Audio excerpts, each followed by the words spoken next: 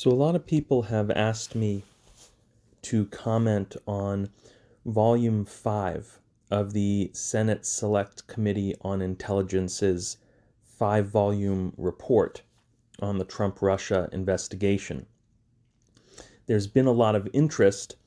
about this Volume 5 report, which contains the SSCI's counterintelligence findings for a number of months now, ever since on May 15th of this year, the committee announced that it was sending its report, that it had completed it, and that it was almost 1,000 pages long, and that it was sending it to the U.S. intelligence community, specifically, it appears, to the FBI, and presumably for review by the CIA as well, and possibly other intelligence agencies,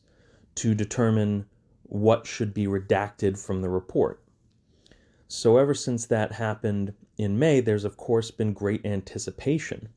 about whether this incredibly long, presumably incredibly detailed report full of a type of finding we haven't really read yet about the Trump-Russia investigation, that would be counterintelligence findings rather than criminal findings, is going to be released prior to the election. And of course, just recently, we got some indication that that redaction process, that classification process, which is fundamentally a negotiation between branches of government, the Congress being the legislative branch and the intelligence community being entirely part of the executive branch, is coming to a close, and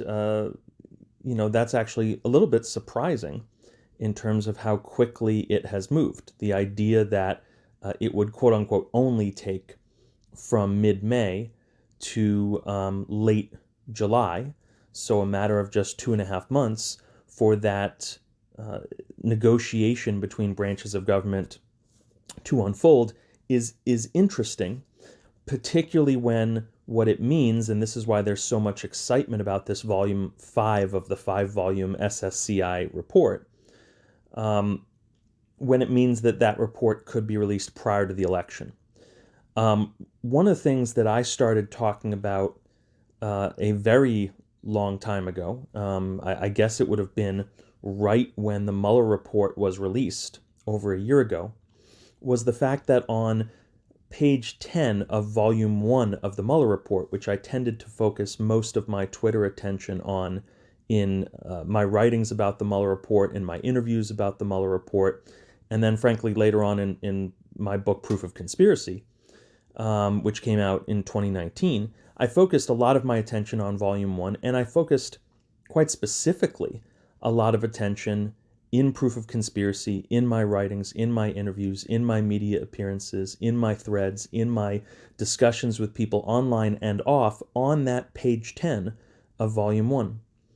Because in it we learned that Robert Mueller had sent along to the FBI Counterintelligence Division,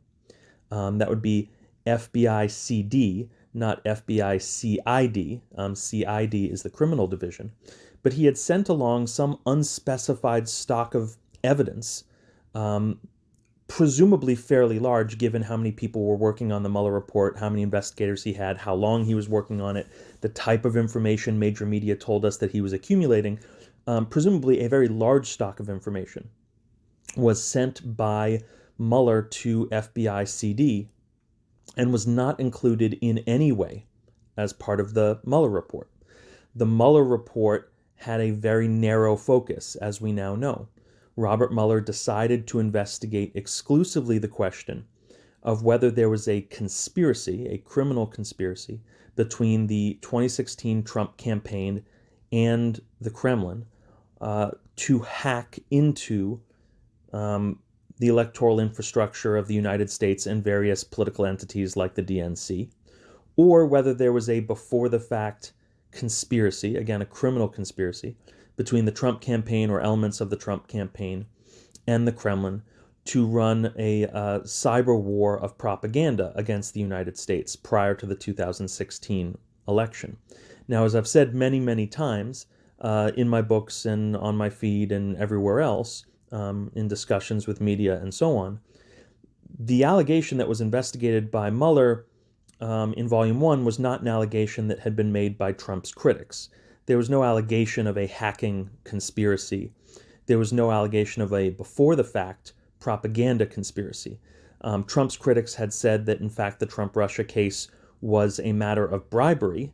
Vladimir Putin offering future business opportunities to Donald Trump and the Trump Organization in exchange for pro-Russia foreign policy, which was frankly what was laid out in the Steele dossier and was later confirmed by Michael Cohen, and what we learned about Donald Trump negotiating for a Trump Tower Moscow with Kremlin agents and allies of President Putin in 2015 and 2016. But the allegation investigated by Mueller was much narrower, and again, hadn't really been brought up by any of Trump's critics, and so not surprisingly, Mueller found that he couldn't establish that beyond a reasonable doubt. Not that there was no evidence of collusion, but that there was no evidence necessarily, or limited evidence, of a criminal conspiracy to hack, or before the fact to spread propaganda, which is a very different proposition than collusion, which is, of course, a much broader term, and which is detailed, frankly, throughout Volume 1 of the Mueller Report, specifically with respect to Paul Manafort. So that was the first half of what Mueller looked at, and of course the second half was the question of whether there was obstruction of justice.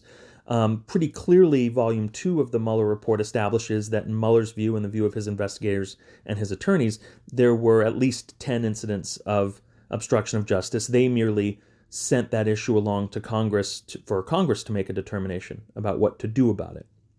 And we know what happened there. Bill Barr interceded and so on. But my focus for the moment here is on Volume 1, which is the fact that Robert Mueller did not look at the bribery question, did not look substantially at the aiding and abetting of computer crimes after the fact, did not look substantially at the solicitation of illegal election assistance from foreign nationals in the fall of 2016, because those items he passed on for other federal investigations, other federal criminal investigations, some of which we now know have been shut down or impeded in various ways by Bill Barr. But on the question of counterintelligence, which is an entire sphere of evidence, an entire sphere, frankly, of law enforcement that, of course, is the national security end of law enforcement, that has different evidentiary standards, different methods of data collection, but also deals with different topics. Specifically, counterintelligence in the Trump-Russia case would deal with the matter of whether Donald Trump had been compromised by a foreign power. Now, when we use that term compromised, it sounds incredibly cinematic and wild and crazy, and people get all sorts of ideas in their heads about what we mean when we say compromised. To be compromised simply means that someone has either some sort of leverage over you, or that you have been put in a position or put yourself in a position where you can no longer act in an unvarnished, clear, and unadulterated way in the interests of the United States and consistent with your oath of office. So while there was so much conversation because of the Steele dossier about the idea that if such leverage existed, and to be clear, those who were atop the CIA and the FBI in 2015 and 2016 absolutely believed and have said in many interviews and documents that they do believe there is some leverage between Donald Trump and certain other foreign autocrats, including Vladimir Putin.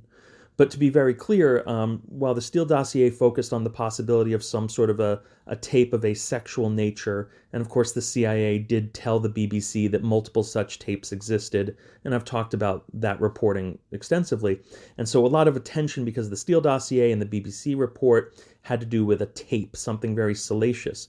In fact, the allegation primarily made against Donald Trump is that any leverage held over him by Russia or any other nation has to do with his business interests, has to do with finances, either deals he's made, allegations of money laundering, or, and I find this much more likely, the other type of leverage, which is that he's simply been compromised by promises of future deals that he has committed himself to. through letters of intent and through other actions and just through statement of interest in setting up these future deals for the Trump organization, not just in Russia, but in Turkey, in Saudi Arabia, in the United Arab Emirates, in Egypt, in Israel. I mean, these are things that I've laid out in my books in great detail with documentation and reference to major media sources. That's what counterintelligence would consider. So if Robert Mueller, in investigating the Trump campaign's connections to Russia, came across information suggesting that Donald Trump's ability to carry out his duties as president could have been in some way compromised by either leverage or by his own business interests and various conflicts of interest. And I'll just mention as a side note that Donald Trump has confessed publicly to conflicts of interest in, at a minimum, the nation of Turkey that relate to his business interests. And John Bolton has since said that Trump's foreign policy as to Turkey, in fact, is compromised. All of those items, whether they have to do with Turkey or Russia or Saudi Arabia or the UAE or Egypt or Israel or Azerbaijan or anywhere else that Donald Trump has business interests, that would all be contained in the documents that were sent by Mueller to the FBI Counterintelligence Division, and of course contained in any files that the FBI Counterintelligence Division had developed itself with respect to its own ongoing counterintelligence investigation of Donald Trump, because many people forget that the intelligence community was running for years, and as far as we know, might even still be running, a counterintelligence investigation on whether Donald Trump or anyone associated with his campaign or associated with his businesses has been compromised by a foreign power, and therefore is affecting the national security of the United States by putting Donald Trump in a position where either he can't or won't, or has chosen not to, wittingly or unwittingly, execute his duties as president and adhere to his oath of office. So we presume that there is a massive stock of information developed by FBI CD and developed by Robert Mueller and then sent to FBI CD that has to do with this other type of evidence. Not a hacking conspiracy, not a propaganda conspiracy, but interestingly, quite close to the allegations of bribery, which can, of course, lead to compromise, can, of course, lead to national security being implicated, that Trump's critics, like myself and like many, many others, have been talking about and writing about for years. So to the extent the Trump-Russia case was always and will always be a bribery case, an aiding and abetting of computer crimes after the fact case, a solicitation of illegal foreign aid case, it has criminal dimensions that Robert Mueller clearly didn't look at. If he passed them on to other federal jurisdictions, as he may have done, particularly with respect to the Trump inauguration, we don't know the status of those investigations, but we know that William Barr's edict against any investigations of candidates or anyone associated with the campaign would make those investigations virtually impossible to undertake and continue with during the 2020 election cycle. We're left with a situation where all of that evidence is in the hands of the FBI Counterintelligence Division. Now, for many, many months, now going back to the release of the Mueller Report, I hammered home this idea that we needed to see the FBI Counterintelligence Division's report on these matters, on this evidence sent to it by Mueller, and that it had developed itself. Now, I didn't know in demanding that report whether in fact such a report yet existed. The point was to say either there isn't a report and there needs to be, and it needs to be released, or there is a report and it needs to be released. Or if there's never going to be a report, we certainly need some kind of summary or overview or insight into the evidence that the FBI Counterintelligence Division has, simply because if their investigation has come to a conclusion that Donald Trump may have been compromised by a foreign power, again, that doesn't mean he's some secret agent for another country. And in fact, that's not an allegation that's been part of the criticism of Donald Trump from anyone but those on the very, very fringe, that Donald Trump is a witting, W-I-T-T-I-N-G, Kremlin agent who is acting knowingly on behalf of the Kremlin rather than the United States. That's not a credible allegation. It hasn't made up the part, either the better part or really any part of serious criticism of Donald Trump. But this idea that he may have been compromised unwittingly or through choices he made in his business dealings, we need to have that information prior to the 2020 election because, number one, if he has been compromised, it's immediate grounds for impeachment on what you would call national security grounds, a preponderance of the evidence showing that Donald Trump cannot be trusted by the American people or known by Congress to be executing his duties consistent with U.S. national interests, as opposed to the interests of another country or his business interests. And barring a second impeachment, we still need to know because it would be important information to Americans have when they go to vote. And let's be clear in saying that you don't have to prove that a president is compromised beyond reasonable doubt for it to be information that could lead to impeachment and, frankly, that every voter should have before going in the voting booth or sending in a mail-in ballot. If you even were to show that it was more likely than not, 50.1% true, or 50.1% likely that a president were compromised, it's hard to imagine that president remaining in power, not being impeached. It's hard to imagine any American who loves America voting for that president.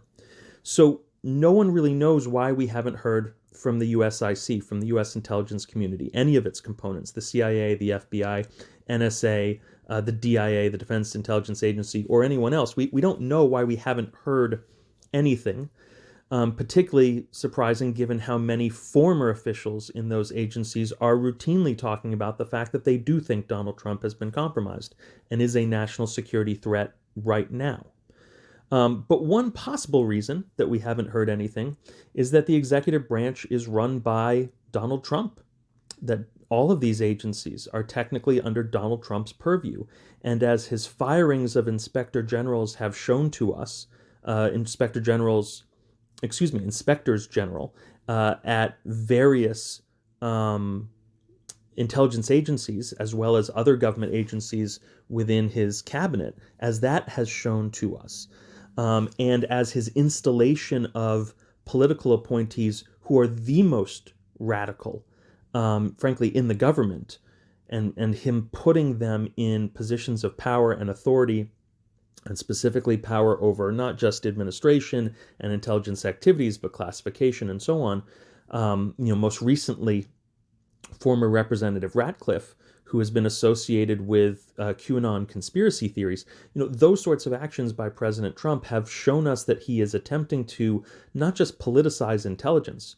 but really put his cronies in charge of U.S. intelligence so that all intelligence decisions that could be harmful to his presidency, could be harmful more immediately now to his presidential candidacy, will be made in a way that redounds to his benefit rather than his detriment.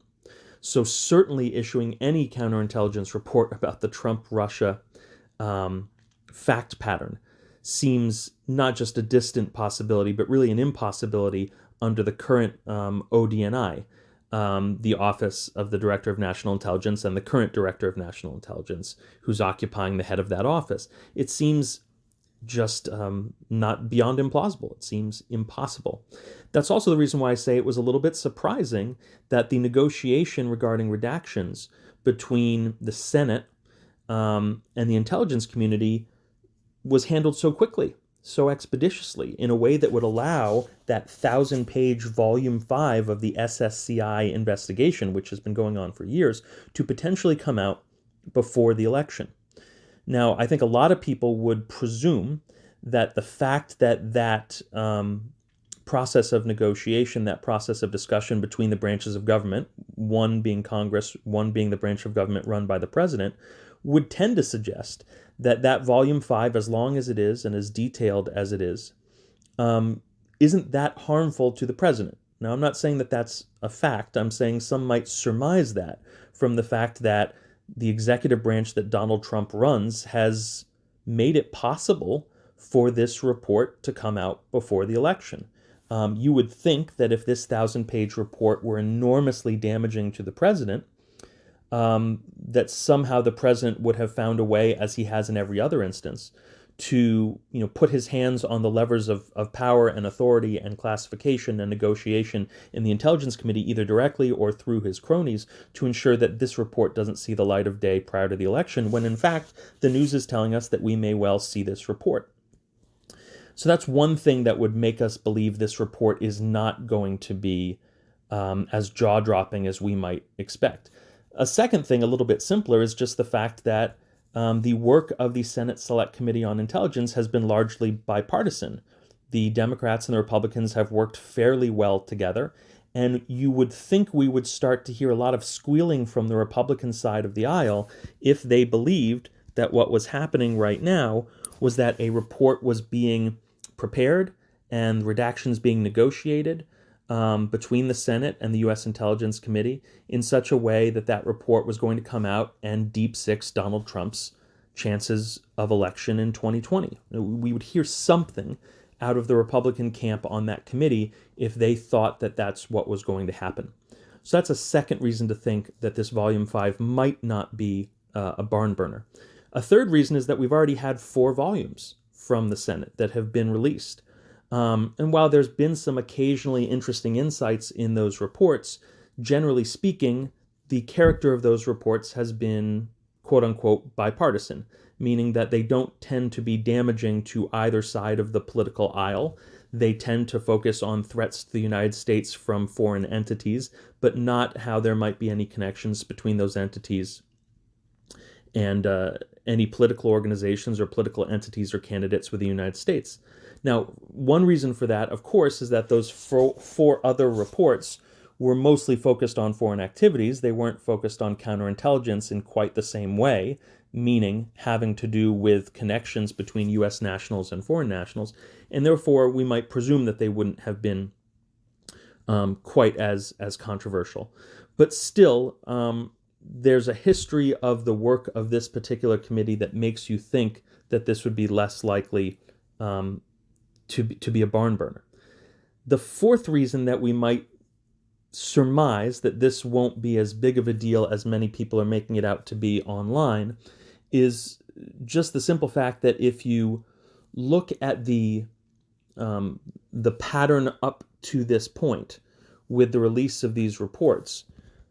you come to the following conclusion. As we have moved further and further away from the issuance of the Mueller Report in the late spring of 2019, there has been less and less of an appetite from the Democratic Party or the Republican Party, specifically those in Congress, to continue to pursue the general thrust of the Mueller investigation because of the fact that Mueller himself, in Volume 2 on the obstruction issue, essentially just passed off any determination to Congress, thereby making the matter of impeachment, or the matter of obstruction, I should say, wholly political and no longer a legal determination at all.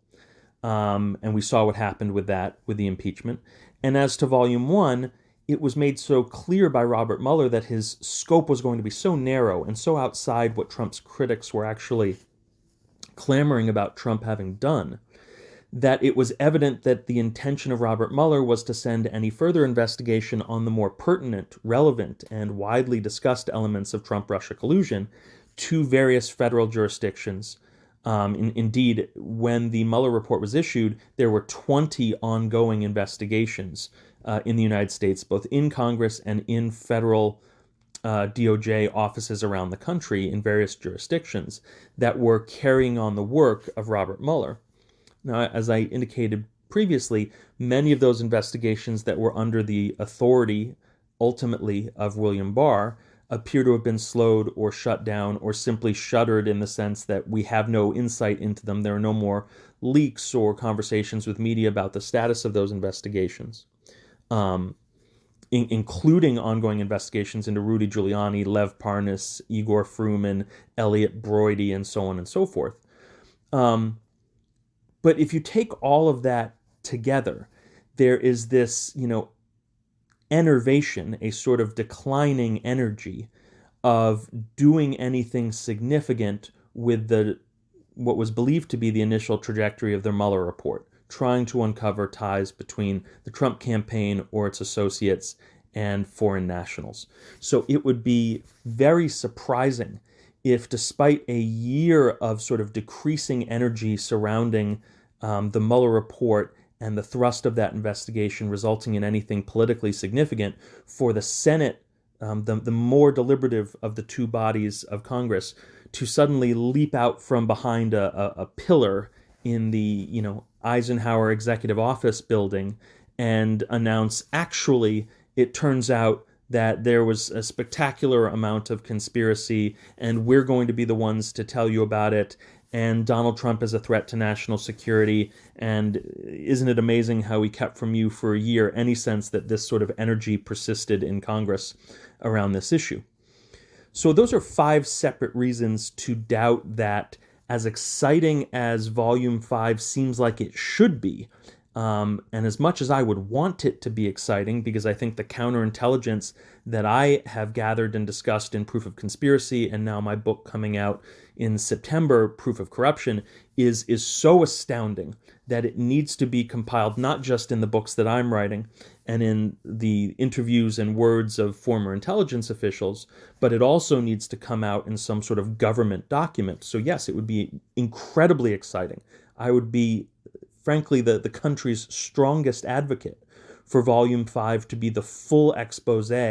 of the counterintelligence dimensions of the Trump-Russia case that really was never touched upon beyond one sentence on page 10 of Volume 1 in the Mueller Report. But that said, I don't think it's likely for that to be the case. Now, me saying that, it's something I've said previously on Twitter, is not just that Volume 5 should be exciting, it should be important, it should be what we're all waiting for, but that I fear that it won't be, even as much as I want it to be. Even just me saying that has been a matter of some controversy online among certain fringe elements in the sphere of people who write online long exposés of Donald Trump and have been critics of his for as long as I've been. One reason it's been controversial is this. I am adamant in saying simply the following, and this is something I haven't addressed here yet, and that is, I do not believe that Volume 5 of the Senate Select Committee on Intelligence 5-volume report on the Trump-Russia matter is the same thing as any report that may exist within the FBI counterintelligence division, either a formal report or simply a very large file of connected documents that are being archived in a very particular way over at the FBI or the CIA. There are those who claim that Volume 5 of the Senate Select Committee on Intelligence report is one and the same with this mystical report from the FBI or CIA or just the U.S. intelligence community broadly writ that all of us have been waiting for. There are those who say that all along, unbeknownst to us, the Senate Select Committee on Intelligence was not doing what the legislative branch is charged with doing, which is oversight over the executive branch, but in fact was working in cahoots secretly with the executive branch, the FBI, the CIA, to produce a unified cross-branch report that would conjoin Trump's executive branch, the executive branch that he runs, with the legislative branch that is run by the Republicans in the Senate and, of course, by the Democrats in the House. Now, that would really be extraordinary if there was cross-branch, not just negotiation over redactions, but if, in fact, this report had been created and written through a cross-branch partnership where one of the two partners is Donald Trump's own executive branch, working with Congress, and mind you, working with Democrats in Congress to bring down the Trump presidency through a Volume 5 1,000-page counterintelligence report that reveals that the president is compromised. If that sounds to you far-fetched, that's because it should. That sort of cross-branch secret partnership, largely led by Trump appointees and people who work for Trump's executive branch, is not something that could happen under this administration. It's not something that would happen. It wouldn't happen under the leadership that Trump has put in charge of the national intelligence apparatus and infrastructure through his appointment to be the director of national intelligence. So I don't believe that there is any chance that those two reports are one and the same, because it would suggest that there was that secret partnership. Moreover, there would be no need for a negotiation process over redaction between the Senate and the U.S. intelligence community if, in fact, they had created that report together. It wouldn't be a negotiation, because they would have produced, at the time they produced the report secretly and in conjunction with one another, both a redacted version of the report and an unredacted version. There wouldn't be this reconciliation process that we've seen that, granted, moved quickly, but still took 2.5 to 3 months.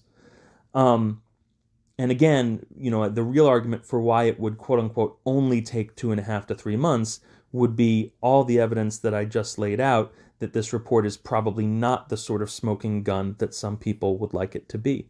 Now, I said that my claim, my assertion based on the evidence, that Volume 5 of the Senate Select Committee on Intelligence's 5-volume counterintelligence report is not the same thing as the U.S. intelligence community's unpublished, possibly not even yet extant report on the counterintelligence findings it has made in the Trump-Russia investigation. I said that was controversial, and it's controversial to the point that there is a fringe but oddly popular Twitter account that has said that my statement that those two reports are not one and the same is by itself proof that I am a Kremlin agent and that I am going to be arrested as a disinformation agent who was actively working to assist Donald Trump in compromising U.S. national security. Now, obviously, that's crazy. Any person who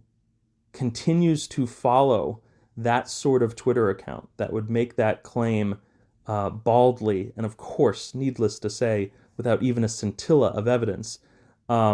needs to really rethink their social media consumption strategy. But as I've laid out here, it's also just a wildly irresponsible and insane, reckless, baseless conspiracy theory to believe that there has been a massive cross-branch, government-wide anti-Trump conspiracy to, right before the election, drop a 1,000-page damning report about Trump's interactions with, and to be clear, not just Russia, but a counterintelligence report would deal with his connections with all of these other countries that I've written about at great length in my books: Saudi Arabia, the UAE, Israel,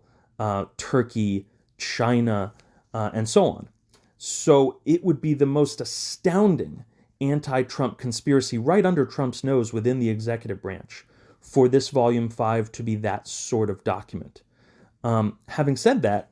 it certainly is unlikely that in 1,000 pages of counterintelligence findings, there won't be anything damaging about Donald Trump. I suspect there would be quite a lot that is damaging about Donald Trump. All I would suggest is that it might not be anything that is more damaging than the level of damage that was already waged against this administration in the Mueller Report and in years of findings by investigative reporters working for major media. And to be very clear, the Mueller Report was wildly damaging to the president. Major media reporting on Donald Trump's connections with Saudi Arabia, the UAE, Israel, Russia, Turkey, and China, all of which I have written about across 2,500 pages and 12,000 major media citations in the trilogy of books known as the Proof series: Proof of Collusion from 2018, Proof of Conspiracy from 2019, and coming out on September 8th, Proof of Corruption. That is a compilation, what I put together, of major media investigative reporting that is incredibly damning both as to criminal matters and counterintelligence matters. So when I say this report would be unlikely to be any more damaging than the Mueller report was, than my books were, than major media investigative reporting has been, that's not to say that it wouldn't be damaging, but the level of damage that we would expect to see from a basically unredacted U.S. intelligence community counterintelligence report on Donald Trump, which is what I've been calling for now for well over a year, that level of damage is, not to put it too lightly, is next level. It's a next level of damage because it has access to sources and methods and evidence beyond that which any major media investigative reporter could have access to. Therefore, beyond anything that I, as an author or a researcher or a scholar or a Trump biographer, could have access to. And that may be one of the reasons why we'll never see any such report. It may be, in fact, now that Trump has politically taken control of the U.S. intelligence community, it may be why there isn't even any such report extant. Because if the U.S. intelligence community were to put together everything it has on Trump's dealings with all of these different countries, it would suggest such a level of compromise, indeed the level of compromise that is hinted at in John Bolton's book, The Room Where It Happened, is hinted at by major media reporting like the New York Times report about a Trump Tower meeting in August of 2016 in which representatives of Israel, Saudi Arabia, and the UAE offered illegal election assistance to the Trump family in the person of Donald Trump Jr., and Donald Trump Jr. said yes, as I detail in my book, Proof of Conspiracy. I mean, that is a level of damage that maybe hints at what could be revealed in a full USIC file on all of Donald Trump's relationships abroad. But the notion that after the war Donald Trump has waged against the FBI, criminal division, and has waged against the counterintelligence community since 2016, after years of that warfare that has caused such damage to the CIA and the FBI and caused such fear and loss of morale within those entities and those agencies, that after years of that, the plan of the U.S. intelligence community would be to foist upon the American voter, weeks before a presidential election, the most damning, complete, and unredacted intelligence document ever published about Donald Trump, is just, it's frankly lunacy. And it's what we refer to as hope porn. And there are people, unfortunately, out there. I mean, I tend to find, and I think others find, my Twitter feed to be a very downbeat feed. For all the times I've been accused of providing false hope, those who actually read my feed on a daily basis call it one of the most depressing things that they've ever encountered online. And that's because I'm a realist, and what I'm providing is based in evidence. Anyone who is creating a feed about Donald Trump, and there are unfortunately some people doing this right now, that is sort of relentlessly promising you that right around the corner, everything's going to be okay. Before the election, we're going to determine that up and down the line of U.S. government, everyone was actually secretly a hero, and America's going to have very ready and easy access to the truth about Donald Trump. That is hope porn. I spent years writing 3 books on Donald Trump, just trying to curate as best I could from thousands of sources, going back decades from around the world, to just try and give some indication of what the truth was. That was an arduous amount of work just to give us some sense of the truth. The idea that we would easily, and just, sitting in our lazy boys, have handed to us right before the election the full story, and that there'd be a massive anti-Trump conspiracy that would make this happen. If you believe that, then you probably believe the person who wrote the book A Warning. Remember, there was a book called A Warning that was written by Anonymous, who assured us that there was a very active resistance within the Trump administration. We find virtually no evidence of that. So it's one thing to have had confidence, as I did, in Robert Mueller, that Robert Mueller would investigate the full scope of potential criminal offenses committed by Donald Trump and his aides, allies, agents, associates, and advisors. I thought he would do that because that's frankly what any prosecutor would have done, particularly a man of integrity like Robert Mueller, and frankly because major media was telling us every few days, here's what Robert Mueller is working on. And the scope of what he was working on was exactly the responsible, broad, fully sourced scope that you would expect a talented, experienced, accomplished federal prosecutor to pursue. Yes, I and many, many others had confidence that Mueller would do his job. When he issued his report, we found that he did his job very well on obstruction. He just passed it on to Congress and thereby made those 10 acts of obstruction of justice that he'd proven beyond a reasonable doubt a political question that really couldn't be resolved with the current partisan divide. And we found that on Volume 1, he had sent most of the good stuff, the counterintelligence evidence, to the FBI Counterintelligence Division, and he'd referred anything but the very narrow criminal incident that he wanted to look at, or alleged criminal incident.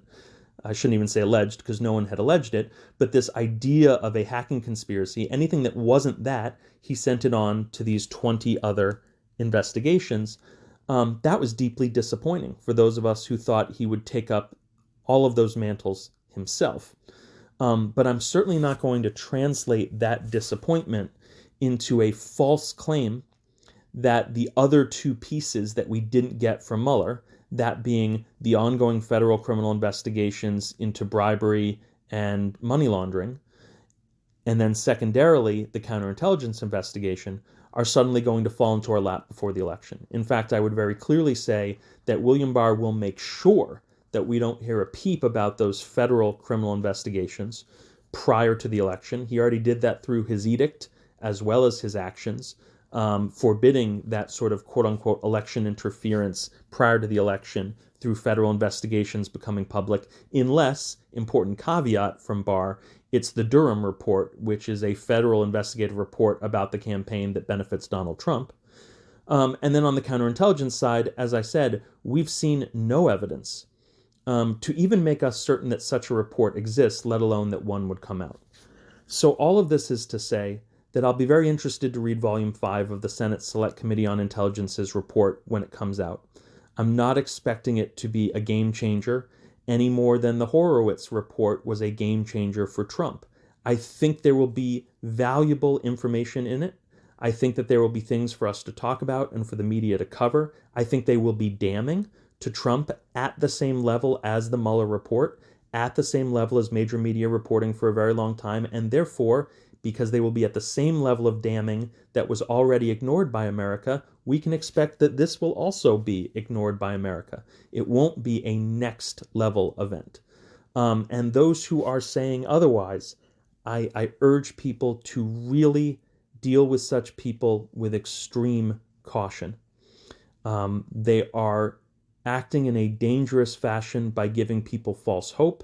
And of course, in a more personal way, I will say they are acting extremely dangerously by calling Kremlin agents and disinformation agents people who frankly have been pushing for that FBI counterintelligence report for far longer than they have, and who have done more than they have and worked harder than they have and put themselves out there under their real names more than they have to be Trump critics. They are attacking those people and calling those people into question in a way that I frankly would call obscene. And it's not just me. The same sorts of completely false allegations have been leveled against Sarah Kendzior,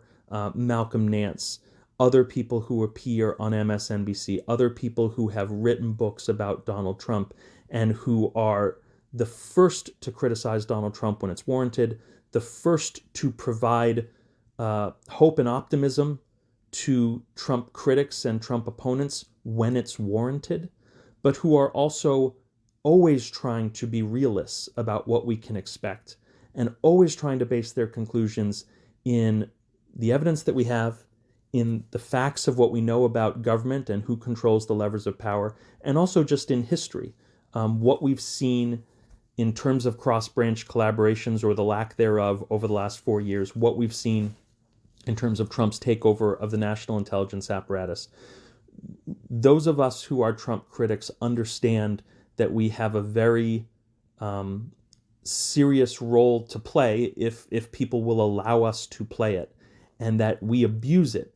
when we offer false hope.